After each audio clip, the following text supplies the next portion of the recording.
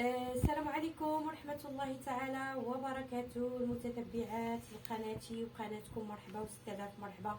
فيديو جديد، فيديو صراحة اللي واحد لابارتي منه ما عرفتش تمسحت ليا ولا كنت علاش لا نشارك معكم الصفوف اللي درت ان شاء الله. بهذه المناسبة كنقول لكم عواشركم مبروكة، تدخل علينا جميع يا ربي بالصحة والسلامة، والله يقدرنا جميع على الصيام والقيام. رمضان كريم على الجميع، ونكونوا ان شاء الله من العتقاء من النار والفوز بالجنة يا ارحم الراحمين. اليوم شاركت معكم الفيديو ديال الصفوف اللي صاوبت هذا العام. بما ان لابارتي واحد لابارتي تمسحت ليا، فلهذا غادي نقول لكم المقادير كما كتشوفوا. باقي ما خلطتوش. الصفوف درت فيه اللوز، يعني كتبقى لكم نتوما يعني النسبه شحال بغيتو ديروا، كيلو ولا نص كيلو ولا 2 كيلو، كيبقى لكم الاختيار على حسب عدد الافراد ديالكم. كنديروا اللوز وكنديروا كذلك الزنجلان بالمقدار اللي غادي تكونوا ديروا ديال اللوز، غادي تكونوا ديروا ديال الزنجلان. مثلا درنا 2 كيلو ديال اللوز، غادي نديروا 2 كيلو ديال الزنجلان. غادي نديروا النافع البلدي اللي معروف بالمنافع ديالو، يعني النافع البلدي معروف وما كيخطا حتى شي دار مغربيه، يعني المنافع ديالو معروفه. كنديروا واحد معلقه ونص كبيره ديال النافع البلدي. ما كنديروش منه بزاف البنات لانه كيعطي واحد المروره، هذا هو السبب علاش ما كنديروش واحد المقدار كبير ديال النافع البلدي. اولا بعد ما كنكون اللوز راه غادي تلقاو في لا فيديو، يعني كنشدوه كنسلقوه وكنقيوه وكنغسلوه وكنخليوه ينشف واحد الليله كامله، ومن بعد كنقليوه في الزيت. الزنجلان كنشدوه كذلك، يعني كنقيو وكنزولو منه دوك يعني الحاجات اللي كتكون فيه عويدات هكذا ولا اي حاجه، ومن بعد كنغسلوه حتى هو وكنديروه في الشمس. اللي ما عندهاش يعني الشمس كيمكن لها انها تصهدو في الفران وتخليه باش ينشف باش يزول داك الرطوبه ديالو. ومن بعد كنحمروه في المقلاه، كنديوه وكنجيبوه وكنحمروه وكنشدو الزنجلان وكنشدو اللوز اللي ديجا قلت لكم قليناه وكنطحنوه. يعني الزنجلان واللوز اللي طحنا كنكونوا درناهم هنا في هذا الخليط اللي كما كتشوفوا. ومن بعد كديروا عفوا سمحوا لي، كنديروا النافع كذلك. وواحد النقطه مهمه البنات، ملي كنكونوا كنقليو الزنجلان كنديروا واحد القبيصه ديال المسكه حره، يعني كنشدوا واحد 3 ديال الصبيعات ديالنا وكنهزوا هكا واحد القبيصه وكنديروها في الزنجلان. ملي كنكونوا كنحمروه كنغشيوها وسط منه باش كتصهد معاه، باش ملي يعني كتذوب في ديك الحراره ديال الزنجلان، باش ملي كنطحنوه كتجينا سهله في الطحن. نرجعوا للخليط اللي قدامنا.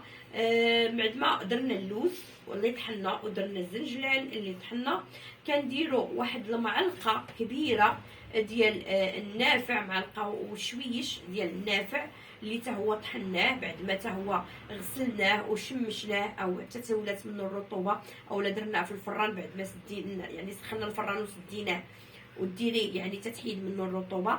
ومن بعد كتقليه حتى هو وكتطحنيه. وكنديروا واحد المعلقه ونص ديال القرفه مطحونه، يعني غنيه عن التعريف بالمنافع ديالها. وكنديروا كذلك واحد نص لتر ديال الزيت. علاش البنات؟ باش الصفوف كيعطينا داك اللون القهوي ديالو، داك اللون يعني داك الماغو غالق في لون ديال الصوف اللي معروف عند الجميع. هذا هو الزيت ملي كنسخنوها واحد نصف لتر، يعني باش كتعطينا داك اللون. وكذلك كنديروا واحد كيلو ديال الزبده، واحد الكيلو ديال الزبده كنديروها البنات بعد ما كنكونوا يعني ذوبناها. ومنين كندوبوها البنات كنديروا الصفايه وكنصفيوها كما كتشوفوا، راه يعني هي اللي في الوسط واحد الدائره، كنزولوا منها داك اللبن اللي كيكون يعني في الصفايه وكنخليو غير الزبده اللي تهبط. ومن بعد كنديروا السكر كلاصي يعني على حسب الذوق، يعني كندير انا كيلو ديال السكر كلاصي. طبعا كنغربلوه باش ما يجيناش فيه داك الحبيبات، وبالتالي يعني كيبقى الاختيار ديال الدقيق او الطحين اللي غادي نديرو كل وحده على حسب شحال بغات دير الكميه يعني ديال اللوز وديال الزنجلان. كيبقى لكم الاختيار ديال الدقيق، بغيتي ديري 2 كيلو اولا 3 كيلو اولا 4 كيلو، يعني على حسب عدد الافراد وكذلك على حسب عدد اللوز، يعني المقدار ديال اللوز والمقدار ديال الزنجلان. عندك الاختيار من 2 كيلو فما فوق على حسب الافراد ديال الاسره. كما كتشوفوا البنات دابا غادي نخلطوا هذا الخليط. كما كتشوفوا البنات ها هو اللوز اللي سبق قلت لكم طحناه هو والزنجلان، ها نتوما كتشوفوا. يعني باش كنقوموا يعني كنخلطوا هذيك المكونات كامله اللي درنا، كنخلطوها كامله. يعني هاد الزنجلان واللوز ها هما شفتوا بعد المقادير اللي قلت لكم كامله الخليط. دابا غادي نقوموا يعني غادي نخلطوا هاد المكونات كامله، غادي تخلط مزيان. يعني داكشي كاع المكونات اللي درت غادي نخلطوها كامله. وكما سبق لي قلت لكم اخر حاجه درناها راه هي اللوز والزنجلان اللي قمنا يعني بالطحن ديالو. عطيتكم الطريقه يعني بعجاله وبخلاصه. وكما كتشوفوا هذه هي المرحله الاخيره بعد ما كنمزجوا جميع المكونات اللي درت. فكيخصكم البنات هذه الطريقه، يعني ما سهلاش اننا خصنا نخلطوا مزيان المكونات باش يعني تداخل في بعضياتها. وهذا هو اللي كيعطينا السفوف المغربي الغني عن التعريف، واللي ما تيخطى حتى شي مائده مغربيه، خصوصا في افطار او في عفوا مائده الافطار في رمضان. فصفوف البنات يعني معروف عند المغاربه ولله الحمد، يعني تنديروه كذلك حتى المرأة عندما كتكون يعني بعد الولادة ديالها فكنديروا لها كذلك السفوف. يعني معروف التقاليد المغربية السفوف كنديروه للمرأة بعد ما كتكون يعني ولدات، فكنديروا لها السفوف. يعني غني بالفيتامينات ديالو وغني بالمكونات اللي كتكون فيه يعني صحية. فكنظن ان جميع المغاربة غادي يأيدوني على هذه النقطة هذه، لأن عندنا في المغرب ولله الحمد السفوف ضروري خصو يكون في رمضان. السفوف والشباكية اللي ديجا راني منزله لكم فيديو ديال الشباكية. اخوات اللي بغاو يعرفوا الشباكية او الطريقة كيفاش كطاو الشباكية رجعوا للقناة وغادي تلقاو الفيديو ديال الشباكية. وهذا السفوف كذلك اللي سنديروه في رمضان. فكما كتشوفوا البنات يعني خصنا نخلطوا مزيان باش هذوك المكونات يعني تداخل في بعضياتها، وخصوصا يعني باش ما تعطيناش واحد كل لون، غادي يبقى حتى كيتغير اللون بصفه عامه ديال السفوف. كما كتشوفوا البنات خلطوا، وهاد الطريقه كذلك ديروها هزوا من التحت وعاودوا ردوا الفوق باش داكشي اللي كيكون لتحت هانتوما كما كتشوفوا البنات كيبقى حتى داكشي اللي لتحت يعني كنجبدوه وكنوليو نخلطو مزيان يعني باش ما كيبقى مخلط. يعني خصك تخلطي واحد المده ديال نصف ساعه ولا اكثر حتى كتبان لك جميع العناصر يعني تمزجات مع بعضياتها.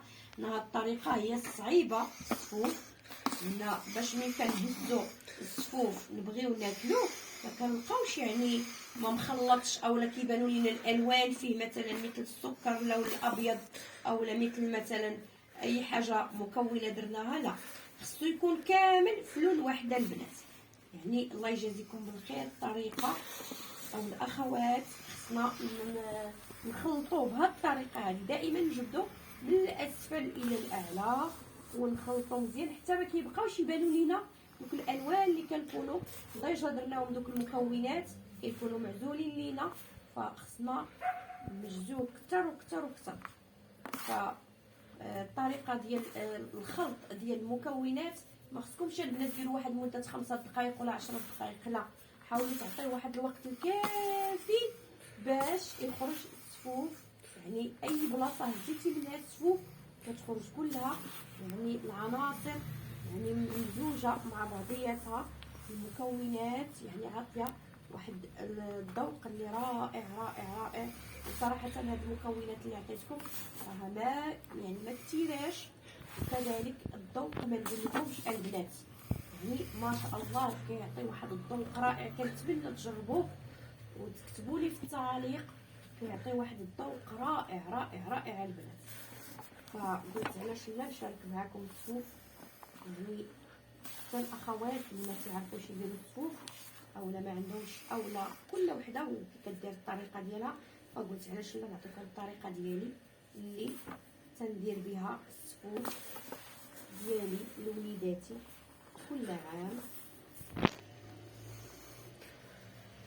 فالبنات كنقول لكم الطريقه ركزوا فيها مزيان، يعني الخلط كنتخلطوا مزيان وما تنساوش اللي تنقول لكم جدوا من تحت الطريقه ديال الخلط ديال الصفوف باش يعني جميع المكونات داخل في بعضيات، ما نبقاوش واحد اللون كما كتشوفوا. رانا واخا طولت لكم لا فيديو شويش، وانما باش تعم الافاده والاستفاده. بعض النقاط ما غنكونوش ردينا لهم البال، ولكن الا يعني ذكرتهم لكم فاكيد ملي غتكونوا كتخلطوا غادي تركزوا في هذه النقط المهمه اللي ذكرت. دائما نخلطوا ودائما نشوفوا المكونات انها ما بقاتش، او الصوف بصفه عامه بقى فيه لون واحد كنعرفوا اننا يعني خلطناه مزيان واننا وصلنا للمرحله الاخيره. وحتى بالنسبه للبنات واحد النقطه مهمه اللي بغات مثلا الصوف ديالها، كنعرفوا بان كيكونوا بعض الاخوات كيبغيو الصوف كيكون يعني ميدم، فهمتوا كيفاش البنات كيكون بحال شكل عجين. هادوك تيقدروا يزيدوا المقدار ديال الزبده ويزيدوا المقدار ديال الزيت باش كيكون بحال شكل عجين. بغيت غير نشرح لكم، لا انا ما تنديرش هذيك الطريقه البنات، كنخليه هكذا. اللي بغات الصفوف يجي اكثر ميدم يعني بحال شكل عجينه، راه غتفهموني شنو بغيت نوصل لكم. فتقدروا تزيدوا المقدار ديال الزيت وتزيدوا الزبده كذلك باش كيزيد يعني يتعجن لكم، كيتعجن لكم وكتقدروا تحكموا فيه بحال تصاوبوه بحال شكل خبيزات صغار ولا فهمتوا البنات شنو كنقول لكم. انا كنفضل انني نديرو بحال هكا، يكون يعني ماشي كيف ما ذكرت يعني كيكون ناشف شويه وكيكون رائع. ولكن اللي بغاتو يكون يعني ميدم كتزيد المقادير ديال الزبده وديال الزيت باش كيزيد يعني يكون دهني اكثر. كل وحده بالطريقه ديالها. كما شفتوا البنات كنخلطوا مزيان، وغادي نوقف لكم الفيديو حتى نوصلوا للمرحله الاخيره باش ما يجيكمش الفيديو طويل.